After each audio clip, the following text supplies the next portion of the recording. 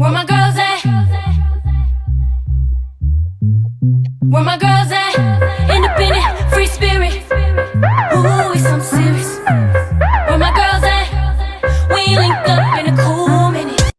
Where my girls at? It's going down, down. Where my girls at? It's going down, down. It's going down tonight. We going out tonight. Yeah, right. We going out tonight. It's going down tonight. Yeah, right. It's going down tonight. We going out tonight. Yeah, right. We going out tonight. It's going down tonight. Yeah, right.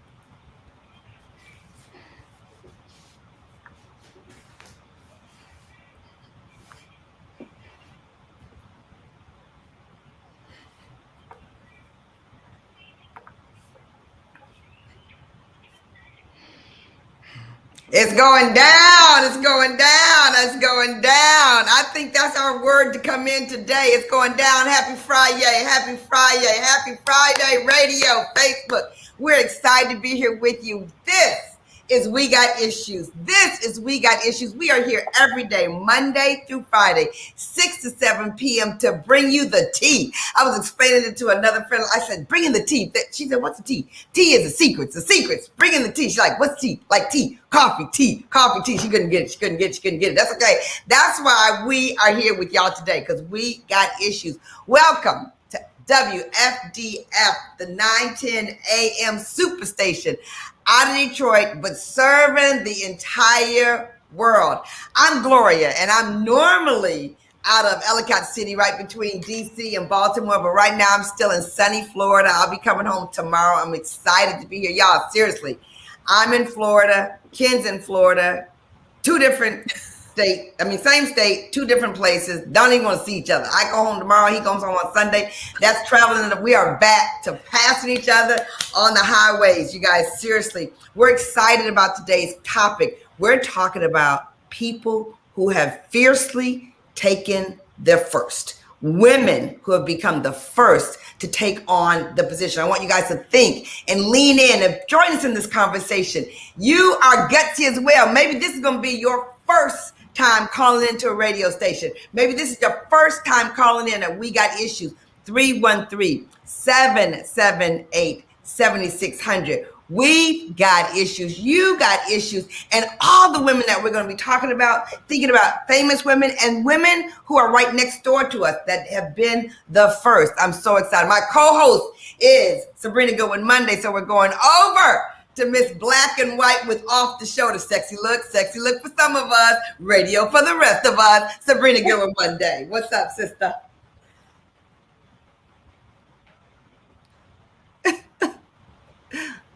Yes.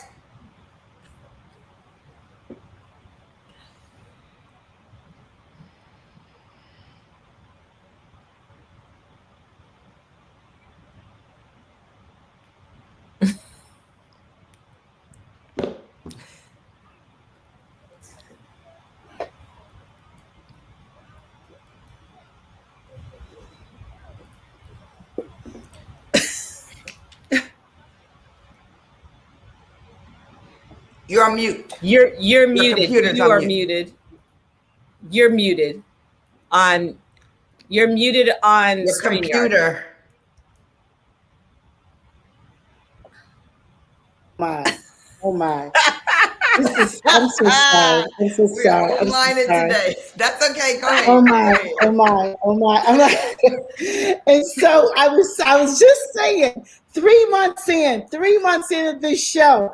And you guys, when we first decided to do this show, we were so nervous. We were having production meetings every day, an hour-long production meeting. Now it's like, what are we talking about? I'll see you at 6 o'clock. We're running to the computer. We're running to the microphone.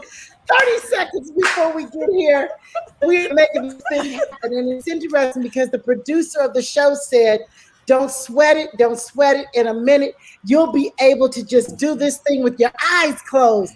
And we were looking at him like, no way. But pretty much we are doing it with our eyes closed. So to our listening audience, to our viewing audience, thank you for going with us. We've got some things coming up in the next couple of weeks that we are really all about expansion. Expansion with our advertisers, expansion with our viewership, expansion with our listeners. And so it is an exciting time. Let's go to our powerful pink girlfriend who came on 20 seconds before we went on air, Crisette Ellis. You know what? They would have never known if she had told you. Everything. Messy, okay. messy. When I tell you she is the messy one, you guys, she really is. But we love her. What you doing? We love her. You getting your hair did? You getting your hair did? You had a curve yesterday. Head did, nails did, everything. You know what? Turn her mic down. Miss Messy. Hey everybody. Yes, it is we're going into our 4th month and we're excited to be here. And you know what, you guys, it is just so awesome, especially when you get pushed out of your comfort zone. And I'm sure that so many of you can relate to that.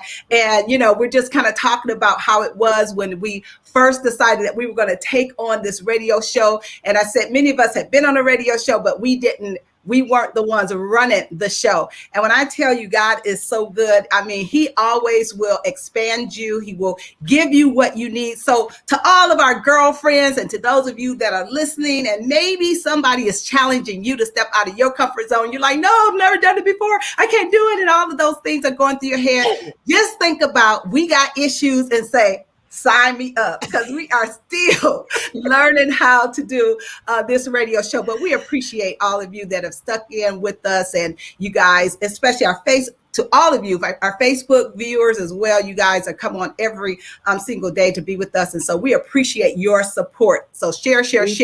All right. I am so excited to throw it over to my girlfriend, Caterina Harris Earl. She's not the messy one. I mean, she's so sweet. She's so kind. Right. So I would have never called you out for coming on 20 seconds in advance. Never. Not. Oh my goodness. Well, it's about to be messy up in here. First of all, Gloria, I'm feeling you because Anthony is about to get on a plane. And I'm like, do you have your return ticket? He said, I'll let you know when I come back. I'm like, okay, come on, We've been together all this time. Now you just try to do your own thing. And oh, by the way, I'm going here. I'm like, okay, don't be slipping back. Don't be slipping back all the way back in. The pandemic is over, baby. The pandemic is over. You can't hold them hostage. Right. They're like, you can't hold them hostage no more. Okay, but 2 things. Until you try to buy a plane ticket and try to rent a car. Now, y'all, I'm just saying, my mom just bought a new car. We love it. She got a Volvo XC60 plug-in, charges great. And you know what? We drove on the lot and we handed her car in, right? And now I am mad because we should have bought the car and resold it, because do you know that used cars, because there's no chips, like there are no used cars. People are flipping used cars like they're flipping houses. Wow. Yeah. I'm like so mad. I probably could have made $5,000 or $10,000 off of buying that car and then reselling it. That's a whole other conversation. Then this is what's going down. We live between Chicago and California, and there's good parts about each one. People say, what do I love? Well, what I love about Chicago is I can get any food anytime. Brentwood, we've been trying to find some good fried fish and we couldn't find it. So right now, Anthony is down there. He done took off his shirt, put on his dirty shirt, and he fried some fish. Let's see how that thing work out. We gonna see, but it is smelling like fish Friday up in here, because we are not in Chicago. And Dan, we've been interviewing fried fish people, and it didn't work out so well. So we fried our own fish up in here. Fish So I'll let you know Friday. at the end of the show. That's So crazy. Gloria, That's crazy. fierce. Katrina, This is the first. This is the first today. Fried fish in the house. right. So we're talking about first. We're talking about first. We're talking about fears first. Okay, but before we turn to the subject, Caterina, you talked a little bit about the news that came on today. Tell me a little bit about what you heard in the news. Yeah, well, walking past 225. Sabrina's been watching the count too. 225 mass shootings. Right. I mean, Since the beginning of the year. Since the beginning of the year. Not even, we're 6 months into the year. Yeah. It's Right. crazy. We're not even in the sick. Right. Exactly. So, you know, and we're that's just mass shootings. That's not individual, what is considered mass? I don't know. I don't know what the number is. It's just, it's I think it's two or more. shame. I do. I think it's two or more. Yeah. Wow. You know, and I just think that we're causing everybody to be aware of it because it is a topic that we're going to bring to bear. Gun control is definitely a topic that we're going to bring to bear. So you got to think about it. We want you guys to be tuned in and watch what's going on. And so when we get to that topic, you'll be able to lean in and give us your thoughts about it because, it touches people differently. It's exciting to be with you guys on this Friday as we talk about powerful women and the first. Okay, so here's how we're going to play this off. All the girlfriends, we're going to have a conversation. We're going to have a conversation. And I'm going to tell you about some women who've done some first things. And you guys we're going to have a conversation about what you think it took for her to be the first in that position. Like when I hear that story, I'm thinking about she had to do this, that, and the other. We're also going to lean into some of the people that we know who have been first, or maybe we've been first in some of those places where it was the first time. Because here's the thing, when I was thinking about this topic and thinking about people that I know, what they had to do when we see them in those spots, we never really know what they have to go through to get there. Can you guys hear me? Am I in and out still? Oh, good. Awesome. I'm in a house where I go outside and hold. I remember once when I went to Cuba, y'all, I held my phone. The only way I could get Wi-Fi in Cuba was to go to the lobby of the hotel, raise my right arm, put my phone in my left arm, put my knee up to my waist in the hopes that I could get some Wi-Fi. It was that crazy out there. So that's what I'm doing right now to get some experience here, some live talk. Okay, let's talk about Katharine Graham, you guys. Katharine Graham became the first woman to become a Fortune 500 CEO in 1972. When Katharine Graham, known as Kay, took over leadership of the Washington Company in 1972, she became the first woman to be a CEO of a Fortune 500 company. Listen to this. Under her leadership, the Washington Post flourished and famously broke the story of the Watergate scandal to the world. So she not only took over the Washington Post, she not only grew it, she not only made it really famous, then the Watergate scandal came out. So what do you guys think when you think about that story? Some of the things that she had to deal with. Sabrina, coming from the publishing industry, from all this that we know that's going on in the background. What do you guys think when you think about her and what she had to fight to get there? Anybody want to talk? Because I'll tell you one thing that I thought. Go ahead. Okay, so when you read her background and what she did, a couple of words came to mind, that she had to have tough skin. I can only imagine. I know, Sabrina, I've heard you talk a little bit about when you worked in the editorial business and how, people just said anything. And I just can imagine that she was there with predominantly men. And, you guys know, it's no secret that women who are the first, especially in an area where it's predominantly white men, it had to be difficult. It had to be challenging. So I know she had to have tough skin, and she absolutely had to have some confidence up in there. So, those are two words that immediately came to my mind. you know, one of the things that we talked about now that we're getting ready to go into our 4th month, as Chris had said, we said that we want you guys to know who we are. And as we get these sponsors, we want the sponsors to know who we are. And so, Sabrina, I think Chris brought up a good point. When you were working at the Boston Globe and you talked about what it was like, talk about that situation before. Let the people know who you were before the Sabrina that we know today when you were working at the Globe. Yeah, my background is journalism, got my master's degree from Boston University, and started working for the daily newspaper in Boston. I worked for 5 white male editors. And you know what? Talking about some trauma, as we talked about yesterday, it was just never enough. It was never enough. You were always questioning yourself. Am I good enough? Do I belong here? You get there early, you stay late, and you would see yourself being passed over for good assignments and for promotions. It just caused you to doubt yourself. And it's certainly, we were always taught that we had to be better. You go to school, you always had to do more to just get some of what they had. But when you're in a male-dominated field and you go into an environment where you're one of the few Black women in the building, you have to have tough skin. You have to be really smart. You have to play the game. It's political in all arenas. And it's just not always easy. I think about so many people, you guys, I mean, we're talking about first. I was talking to my aunt, and she was the first Black person to integrate Tulsa public schools. The first. Wow. And that was 50 years ago in 1961. And in what way did she integrate? As a student or as a teacher? As a teacher, as an educator. I'm sorry. As an educator. Okay. The first to educate the Tulsa public school system. And so, like all of us, you know, you come from women in your family who were the first. And so they set the standard. And so Aunt Joanne, Michelle is one of our biggest fans, and it's her mother. Her mother, you guys. Really? Really? Yeah, my dad's sister, yes.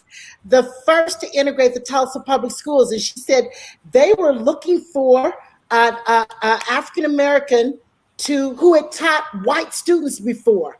And she had been teaching in Iowa. And so she had come back to Oklahoma. Yeah, and that was 1961, you guys. That the integration was happening. What was she doing in Iowa in 1961? Well, graduate school. Yep, graduate school. Wow. And then she started a teaching career. And then she went on to be the first Black woman on the Tulsa School Board. The first Black woman on the Tulsa School Board. And so it seems like when you are first, you have to have tenacity. You have to be persistent. And what she talked about was you have to be prepared.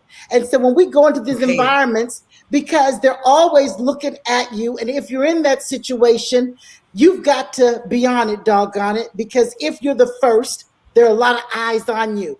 But she made this statement. She said, I didn't interview for them. They came looking for me because I was prepared. I was good at what I did. Isn't that something? Good at what I did. Good. I was prepared. When you were in her space as her niece, you know, because we see the other side, not the professional side, we see the at home. What was it about her that you could see that they were obviously attracted to her for what? What were the characteristics of her? I always like to see people in their, you know, in their home. Yes. Confidence, Gloria. Confidence, smart, knowing, like you said, the fierce first. She was a fierce first. I mean, Aunt Joanne, way back in the day, when she walked in the room, you knew who she was. She didn't second guess herself. She didn't second guess her ability. She walked in the room like, I belong here. I'm not going to wait to be invited because I belong here. Just imagine 50 years ago, integrating the Tulsa public school system in 1961. Wow. And now at 80 something years old, she's still fierce. She's still fabulous. Seriously, you guys. I mean, still walks in a room like I'm super bad all day long. Do you know? Right. Well, you need to. And so the confidence, the courage, and charisma. You know, you cannot second guess yourself. You cannot second guess yourself when you are first and you're a trailblazer. Right. I'm not sure who that is. That's Wow. I can remember That, that. what is After that you talking set about? up my contact Girl, my thing is going on talking over here. when you used to set up this watch. For real. Do y'all hear that noise? Oh my Is that Siri? Is that Siri? Something is That's Siri. talking. She's not a first. Stop it. Siri is not Stop a it. first. She needs to hush. Okay. One of the things is I'm so excited about this topic because you talked about being super bad all day long, but what you really hone in on is own your power. And that honing your power, starting with your aunt, owning her power, walking into the school system saying they were looking for me. So I had what they wanted. They were looking for me. You guys, as we really shine the light on so many, when the men callers in, the women call in, we're looking for people who can have a conversation with us about what they saw in women that were the first. I have an announcement about the next one we're going to highlight is Aretha Franklin right after the break. And so I'm going to have Chris give us some lean in about the Aretha Franklin because you know that's she got some real tea on Aretha Franklin. We're going to come back right after the break and talk a little bit about her because Aretha was a stellar person. I'm from Detroit.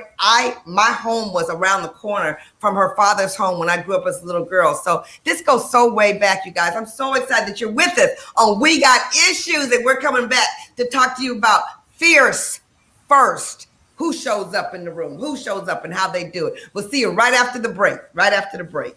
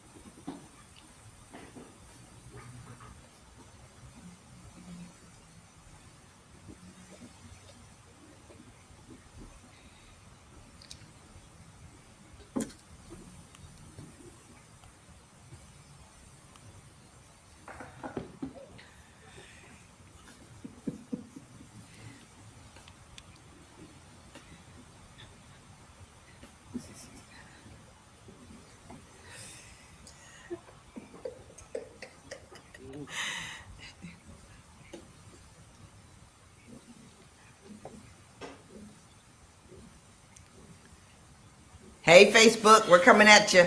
We're coming at you. Glad you're here. Oh, Chris left. Crisette. Chris, can you hear me, Chris?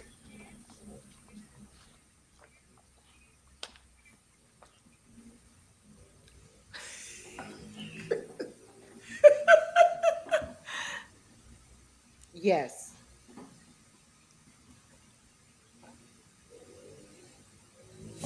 Hey, you guys, I'm going to talk to Facebook for a minute because we're so excited you're here. You know what? We When need, are you guys going on TV? That's so cute. one of us needs to announce that, or will you announce it? Okay. Because really, truly, want to make sure that you guys call in and give us all right, we'll do that. What has happened for women who are the first? What has been behind? Okay, all right, thank you. Can someone sing during the break? That's hilarious, Diane. No, none of us sing. We do a lot of stuff, but one of the things that we don't do is we don't sing. We're not singers. Not neither one of us. Like a lot of music, but none of us are singers for sure. You guys, what are you guys doing for the weekend? What are you doing this weekend? The weather here is beautiful. I don't know if the weather is where you are, it's beautiful, but as you think about being fierce women, I hope that you just like get something from this show because we want to give you the lessons, the love, and the learning from what it's like to do it and to do it big. We're talking about the first women who do it first. We got issues. So we're going to go back to the show now.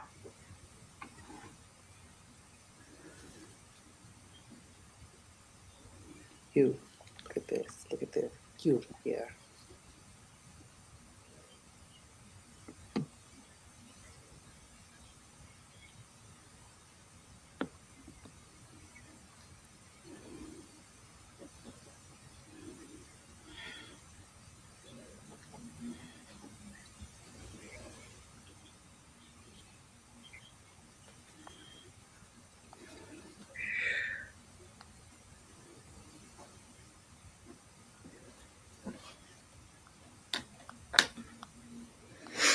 All right, We are back. We are back. We are super back. Super back.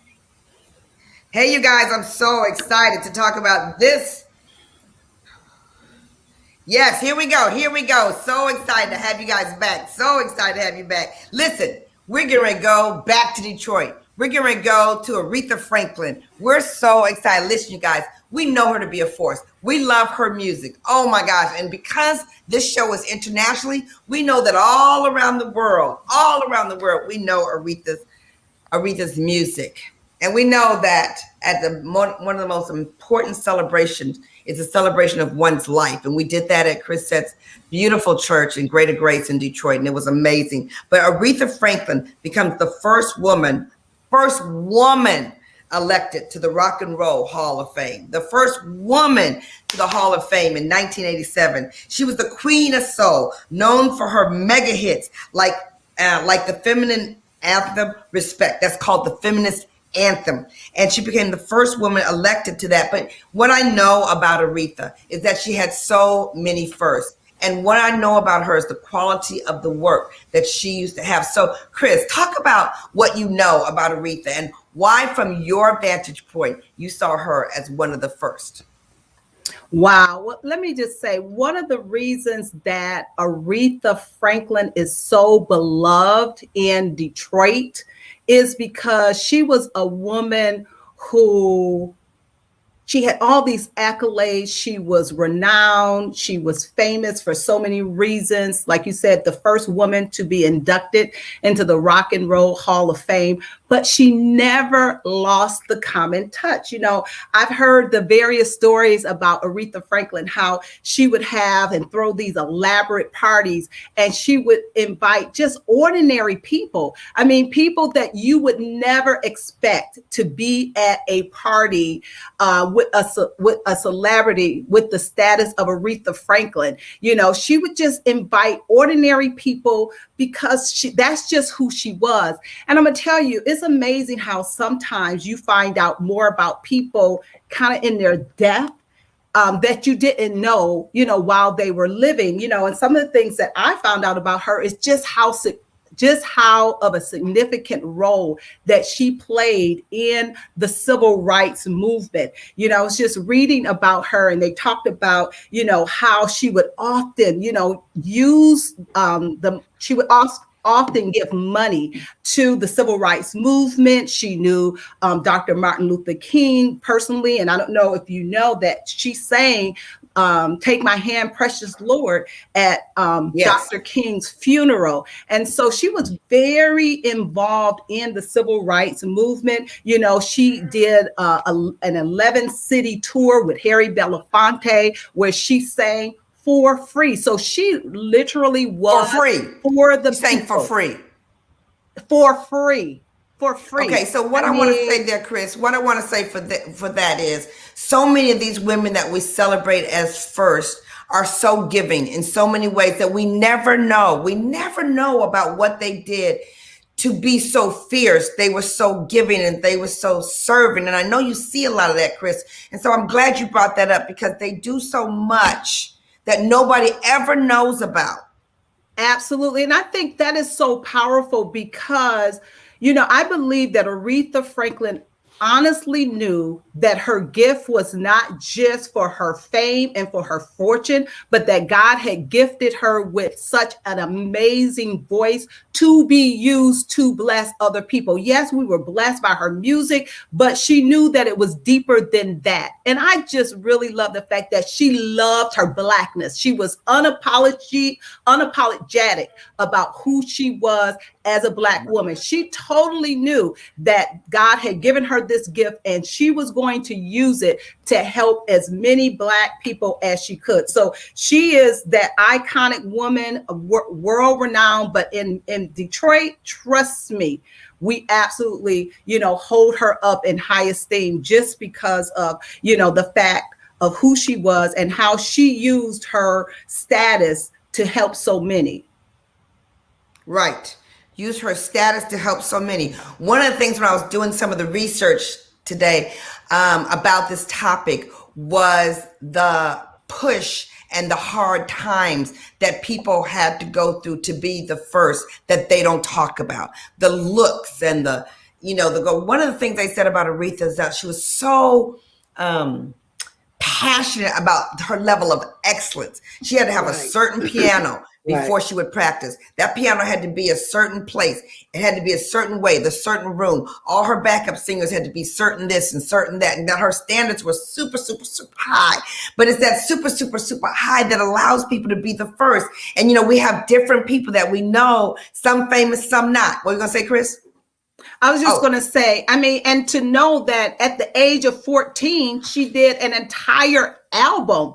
Come on, shut up. And it's no secret that, at the age of 12, she had her first child. So, she lived a lot of life. She had her challenges. She had her obstacles, but yet and still she had the fortitude. And so when you think about these women who were the first, trust me, they came with life experience. And they say what doesn't kill you makes you stronger. And I honestly believe that's kind of who Aretha Franklin was. Wow, that's excellent. That's excellent. When we think about the first, when the callers call in, I want you guys to think, who do you know in your neighborhood, your sister, your aunt, your friend, who was the first in many different ways? I have a sister who was the first, and she was the first in rhythmic gymnastics. She was first on the U.S. team. And when Wendy went for it, it was very, very challenging, very, very different for her. And my mother fought for her. But she fought, my mother did fight for her, but Wendy fought super hard. And when you use the word, Sabrina, you use the word prepared. She would spend the extra hours when everybody else was going home. Wendy was staying in there over and over again. And you guys, you think about these women who are the first, they don't want them there. Some of them, they don't want them in that position. They don't want to have you in the Hall of Fame. They don't want to have you in the U.S. team. They don't want you to be number one in the newspaper. They don't want you to run the Washington Post and then grow it and then blow it up. There's so many times they don't want it. Let's go to Sabrina. You have an announcement, Sabrina, and then I got something to read for Caterina. You ready to read that? Absolutely. Oh my goodness, you guys. This is a PSA from 9:10 a.m. The Superstation. They say, turn your faith into action with Pastor Robert Tilton. Save the date, Thursday, June 24th at 7:30 p.m. at the Westin Hotel in Southfield, Michigan. Receive deliverance from troublesome issues and prayer from Pastor Robert Tilton himself. Again, turn your faith into action with Pastor Robert Tilton on Thursday, June 24th. Mark your calendar, Southfield, Michigan, Westin Hotel. Come expecting a miracle. We will see you there. Save the date. Yes. Over to you, Gloria. Save the date. Okay, baby. This is so exciting, you guys. Listen to this first. Claudia Colvin. I don't know if you guys know who she is. Claudia Colvin refused to give up her bus seat 9 months before Rosa Parks did. Wow. Rosa's contributions to the civil rights movement were undeniable. But 9 months before she refused to give up her seat on a bus for a white person in Montgomery, Alabama, 15-year-old Claudia Colvin did the same thing on the same bus system. Deep. But Colvin wasn't widely recognized for her act. On March 2nd, 1955, the day she was arrested, she had been learning about Black history in her school. My head was just so full of Black history, the oppression that we all went through, she told NPR in 2009. It felt like Sojourner Truth was on one side of me, pushing me down, and Harriet Tubman was on the other, pushing me down, and I couldn't get up. They kept pushing her down. So you guys, sometimes what it said to me there was, sometimes when you're the first, no one else knows it. No one else sees it. No one else feels it. No one else is celebrating you. No one else is pushing you to do more. No one else is feeding your heart. You're getting zero recognition for being the first, but you are creating a path. You're creating a path.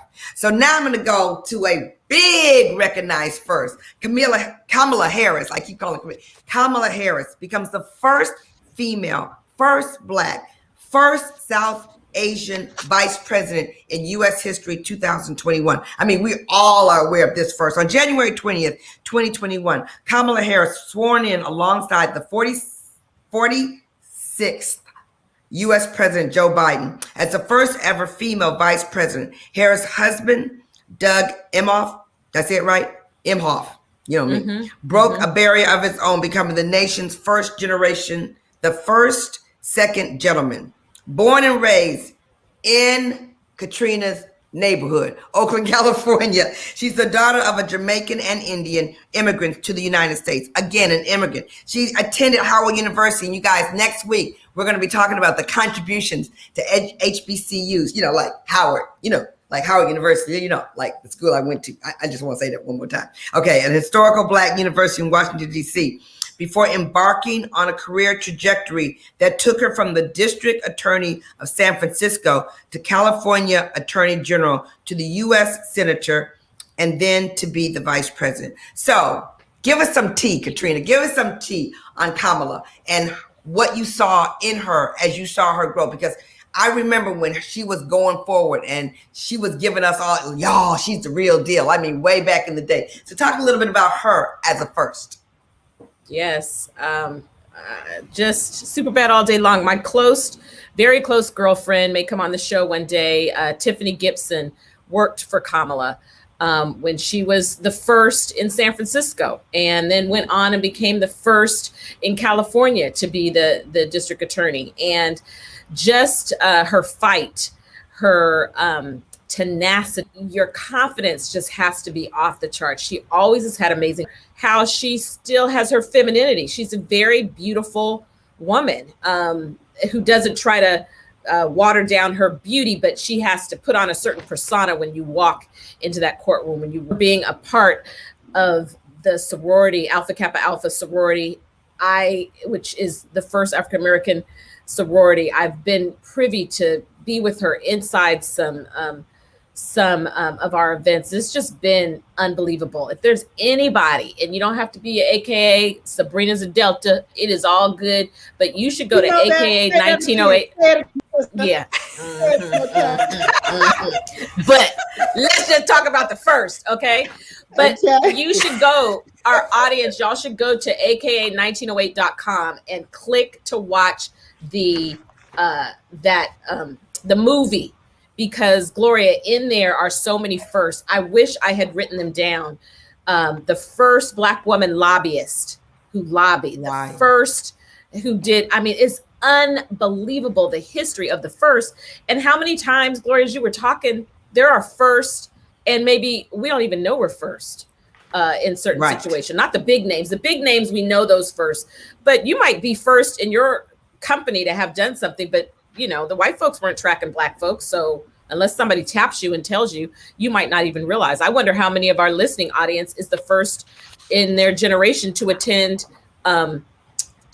college. I don't know in my entire family, but of everyone who was active in me growing up, I was the first. I did not know any other woman who had a college degree, a 4-year college degree, that was in my bloodline. And I bet you some of our You said you were the first to have listeners. a 4-year college degree, Caterina? I don't know any other relatives that were my senior. I have a cousin who's older than me, but outside, above in my family history, I don't know anyone else who had a college degree. Okay, so let's talk about that for a second. Yeah, speaking of AKs and Deltas, what we're just thinking about first, because there's so many firsts around us, but my grandmother was the first Delta at Fisk University. She was the charter member of the Fisk. What? My cousin just texted me that, Michelle. Yeah. So she started the Deltas at Fisk University. So you know how long ago that goes, how far back that goes. So yeah, a first. Mm-hmm. Right. And you know what I was going to say about that when Caterina was talking about going to college, and then your aunt, it's your aunt you said that was the first at Fisk? Vision. No, my grandmother. Your grandmother. The vision. I want to hear about the vision that they must have held for themselves when no one else is telling them to do it. But she wanted to put a stake in the ground at Fisk in that sorority at that time, the vision. Caterina, what was your vision that made you want to go to college when no one else around you was doing that? Because I remember meeting with a counselor, because that tracking is interesting. And I remember later on after I got to college, I didn't realize about tracking, where Black folks get tracked to go into different types of jobs. I remember a conversation with a counselor who discouraged me from applying to Stanford and doing things, and kind of was leading me in another direction.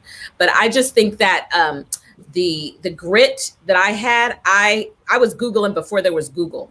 And so I kind of found out what the possibilities were.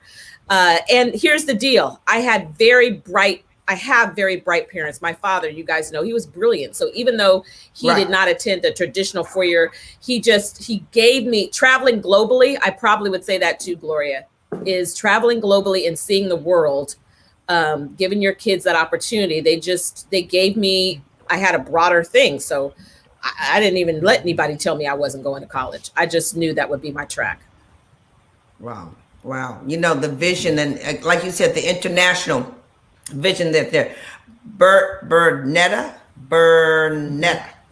Washington said her sister was the first law enforcement officer in her family. You know, that's another first, when you're the first in your family to do something of that caliber, because then it opens up the whole mind. Can you imagine the vision that person had to be the first law officer when no one else had ever done it before? And what about the opposition, you guys? What about the opposition when people go, you're going to do that? Why are you going to do that? Because people do that just based on not understanding. It has nothing to do with whether they think it's a good idea or a bad idea. It's just no understanding. We're going to go to Crisette. You have an example of somebody who was the first. Yeah, you know, I think this is such a great topic. You can look in all different types of organizations where, you know, women have been left out of the conversation and they have been left out of the promotions. And it's the same thing when you think about in different reformations in the church. I mean, there's so many women who are absolutely qualified to be pastors, qualified to be bishops, qualified to go to the next level of authority in churches, but because they were women, they just were not allowed to do that. And so I think about individuals like your Vashti McKinney's, who became the very first female bishop of the AME Reformation. Right. I mean, that was, when we heard that literally in the church world, it was like, I mean, literally, that was a huge deal, because prior to that, I did not know. I have been in church all my life. I did not know any female bishops. And you know what? It only takes the first one. And then years later, you know, in our organization, the Pentecostal Assemblies of the World, they started having the conversation. So it only takes one to open that door so the conversation can be had. And so we've had amazing pastors in our organization that have done the work. Literally, they've had churches, they've built schools. I mean, they've been in the community, they've done all of that. And so the conversation started, and I'll say there was some pushback. I mean, the men sitting at the table, because when you talk about bishop boards, it's not that many women. There were no women at the table, but it took individuals that say, hey, it's a new day. And you know what? Why should we stop these women from, you know, becoming bishops when they've done the work? Right. The only difference is they are a female. And so the very first female bishop in the Pentecostal Assemblies of the World was Dr. Aletha Cushenberry.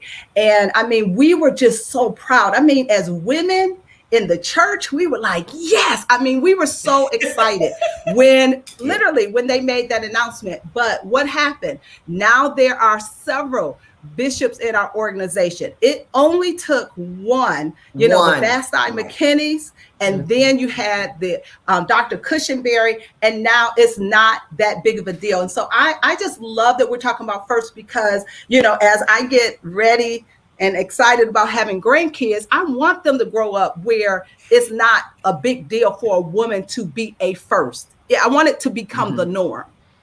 I love that. You know, I was there. I remember going to, because Vashti was out of the Baltimore area, and her children and my children did dance together. And so I was at the church when they were getting ready to leave to do the voting. And I mean, to watch her work that room, you know, Sabrina used the word charisma. I mean, she had charisma off the chart, but she was extremely focused, nervous, because she knew once the vote happened, you know, it was going to break the ceiling. It was going to break the ceiling. And to break the ceiling, it was going to take everything she had. And she was very clear in front of everybody.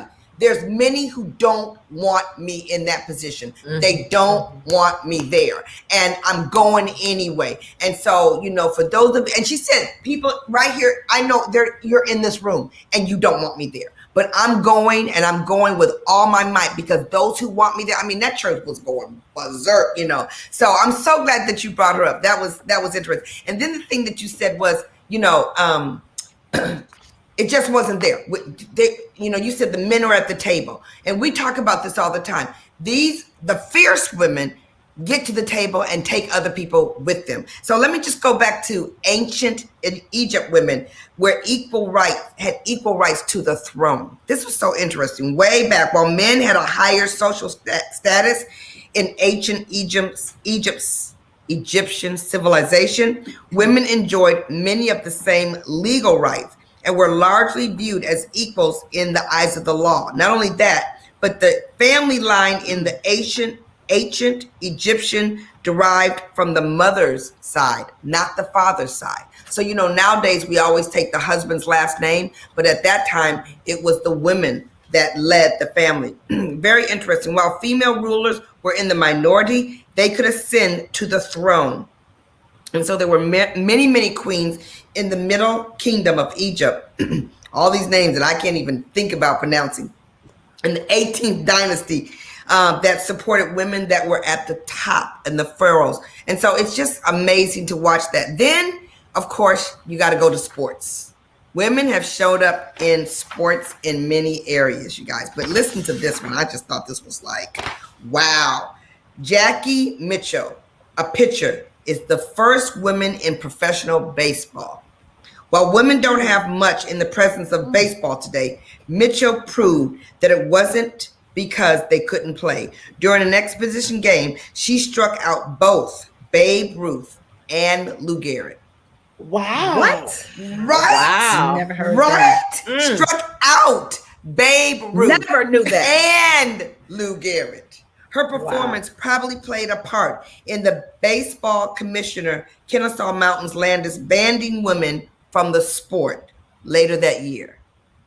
So she was in the sport, played the sport. Talk about fierce first. And then they made it so no woman could play in the sport because she blew out Babe Ruth and Lou Gehrig. So they all went to the table and said she could not be at the table.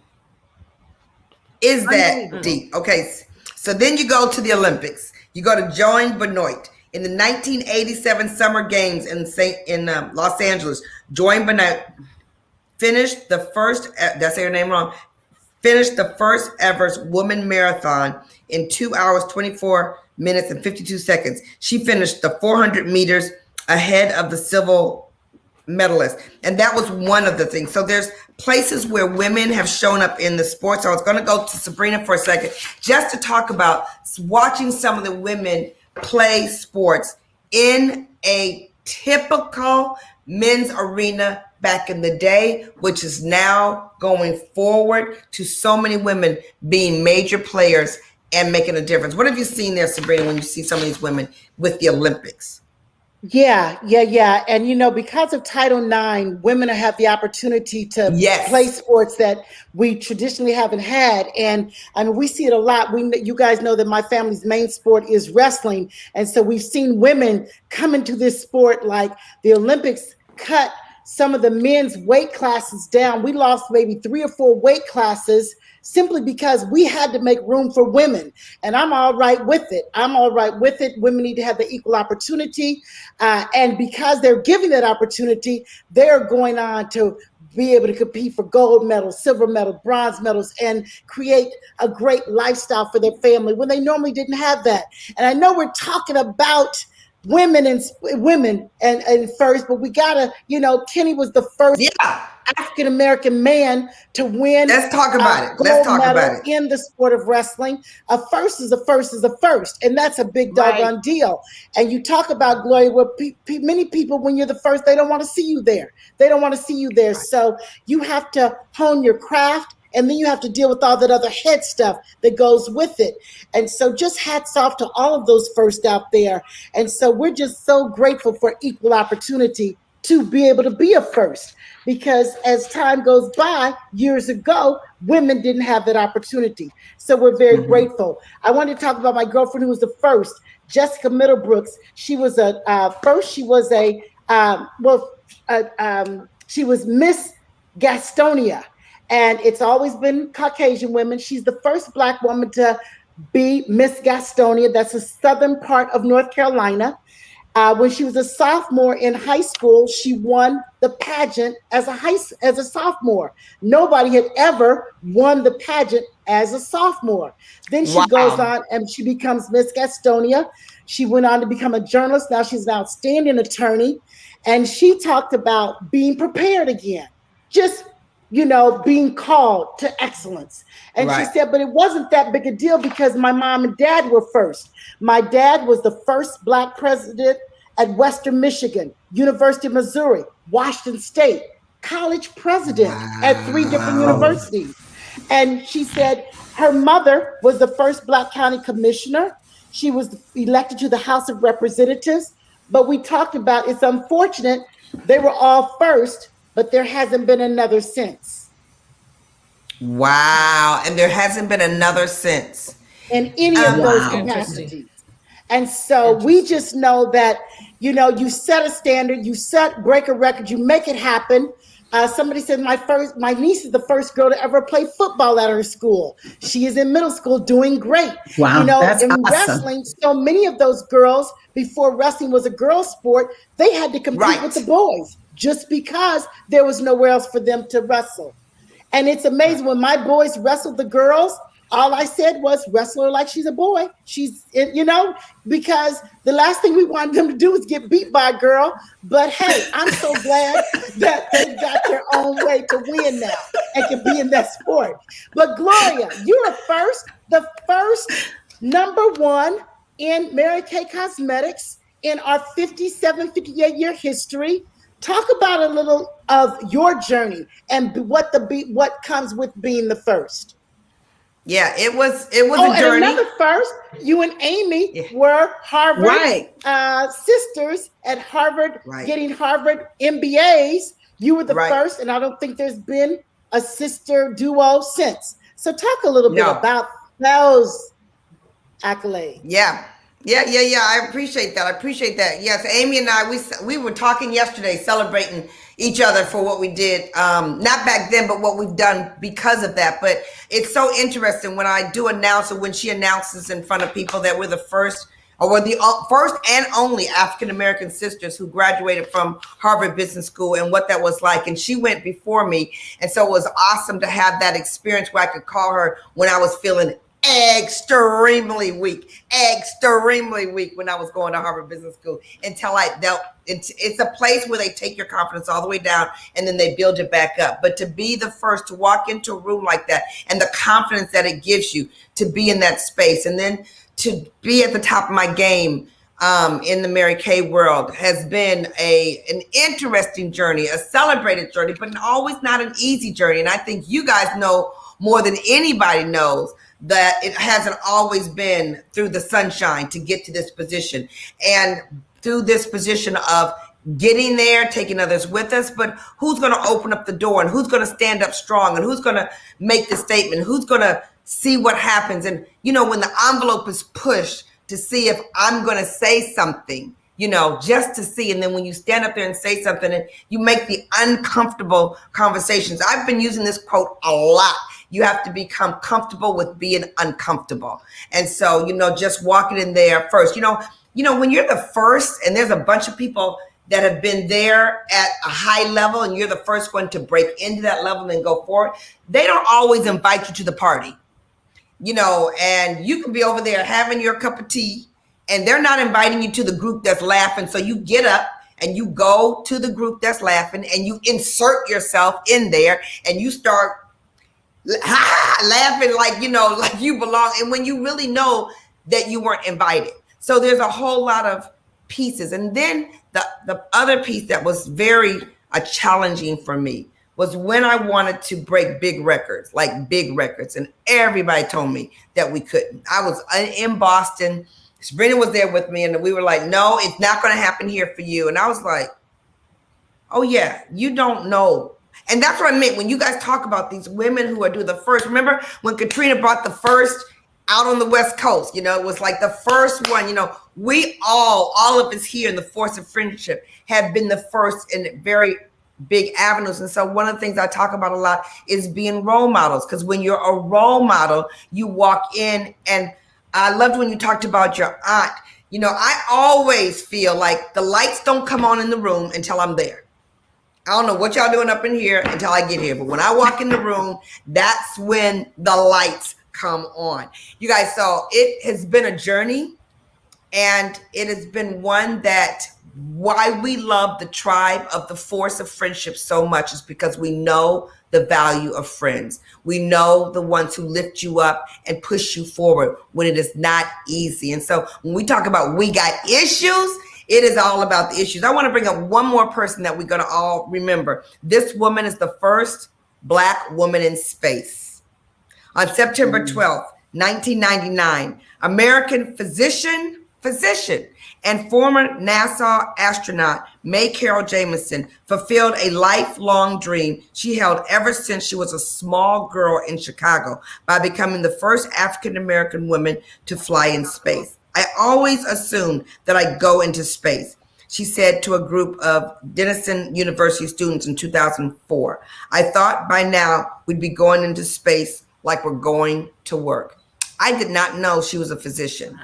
Talk about prepared. Talk about the things that people have to bring to bear to be the first, to walk in there the first. You guys, I have loved the fact that we've had this kind of conversation and this kind of instrument to lift up people. And I love what Sabrina said also. She said, the men, the women, your children, Chris, your grandchildren, they will be first because we still have a lot of firsts to go after. We're nowhere near equality. And our men have a lot of firsts to tackle as well. So we're so excited to be here with you guys as we talk about We Got Issues. We're going to be back here on Monday. We want you to follow us on Facebook at The Force of Friendship. We want you to follow us on our Instagram as we talk about it, because we got issues. We'll be here Monday through Friday. We'll see you Monday, 6 o'clock Eastern Standard Time at 9:10 a.m. The Superstation. We're excited, and this is us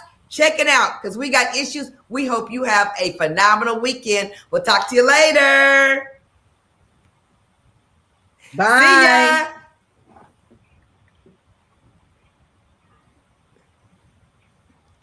See ya. Yes. We're so excited. Am I got it? We're so excited. Thank y'all. That was an awesome conversation. I appreciate y'all. We were like leaning in for real, leaning in on what we were going to say, what we're going to talk about. And the comments that you guys made on Facebook was so interesting and so electric. We thank you for bringing in the people that are right across the street from you, your neighbors that are first. We'll be here Monday, 6 p.m. And guess what? We are extending an invitation for each one of you to invite somebody who hasn't been on the We Got Issues show to join us, either calling in or watching us on Facebook. We love it. We love your topics. Send us ideas and watch us on Facebook. We'll like your comments. Talk to you later. Anybody else got anything? See you now. Friday. Bye. Happy Friday.